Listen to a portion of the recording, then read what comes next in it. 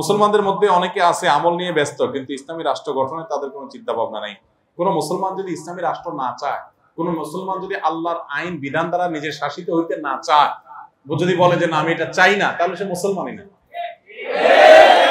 যদি কেউ বলে না আমি আল্লাহর বিধিবিধান, আল্লাহর আইন, আল্লাহর নির্দেশ নিষেধ এগুলো দ্বারা আমি নিজে শাসিত হতে চাই না, এগুলো আমি চাই না, যদি এরকম বলে কেউ, তাহলে সে মুসলমান থাকতেই পারে। এটা হওয়ার কোনো সুযোগই নাই। আমি আল্লাহকে রব হিসেবে নামাজ পড়বো, কিন্তু আল্লাহর আদেশের সব আমি মানতে রাজি না, সব কথা মানতে রাজি না। একটা হলো আমি মানতে পারতেছি না, এটা এক জিনিস, আর একটা হলো মানতে চাই না, আমি ভালো লাগে না, আমি এটা চাই না। এই চাই না যদি কেউ বলে, তার ইমানই থাকার কোনো সুযোগ নাই। এটা ভয়ঙ্কর বিষয়। জুমার দিনে মসজিদে প্রবেশ করে 2 রাকাত সালাত পড়বো নাকি কবলাল জুমার জন্য বসে থাকবো? জুমার দিনে বলে কোনো কথা নয়, যেই কোনো দিন যেই কোনো সময়, জুমার দিনে বলে কোনো কথা নয়, যেই কোনো দিন যেই কোনো সময় আপনি মসজিদে প্রবেশ করবেন, 2 রাকাত নামাজ পড়ে তারপরে বসবেন বা অন্য কোনো কাজ করবেন।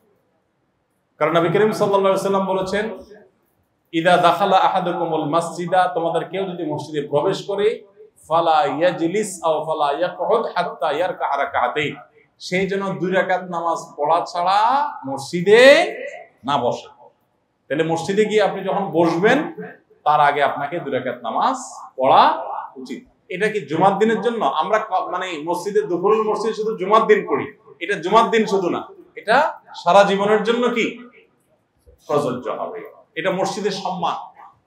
তাহিয়াতুল মসজিদ মানে হলো মসজিদের মর্যাদা, যে আল্লাহর ঘরে আসছি, 2 রাকাত সিজদা দিয়ে 2 রাকাত নামাজ পড়ে তারপর আমি বসবো। মনে থাকবে তো ইনশাআল্লাহ? এই আমলটা বিদায় হয়ে গেছে আমাদের সমাজ থেকে, নাই। ইমাম সাহেবের পিছনে চোখ বন্ধ করে রুকু সিজদা করলে হবে কিনা নামাজে? ইমাম সাহেবের সামনে হোক আর পিছনে হোক আর একাকী হোক, সাধারণ অবস্থাতে চোখ খোলা রেখে নামাজ পড়াটাই সুন্নাহ। কিন্তু কেউ যদি চোখ বন্ধ করলে তার মনোযোগ বেশি আসে, আবেগ বেশি আসে, তার জন্য এটা জায়েজ আছে। এটাকে একেবারে নিয়ম বানিয়ে যদি নেয় কেউ, যেটা নামাজেরই নিয়ম, নামাজেরই অংশ, তাহলে সেটা ভুল হবে। বাট তার এটা করলে তার মনোযোগ হয়, এই জন্য তিনি এটা করেন মাঝে মধ্যে, অসুবিধা নেই, তাতে কোনো অসুবিধা নাই, এটা করা জায়েজ হবে।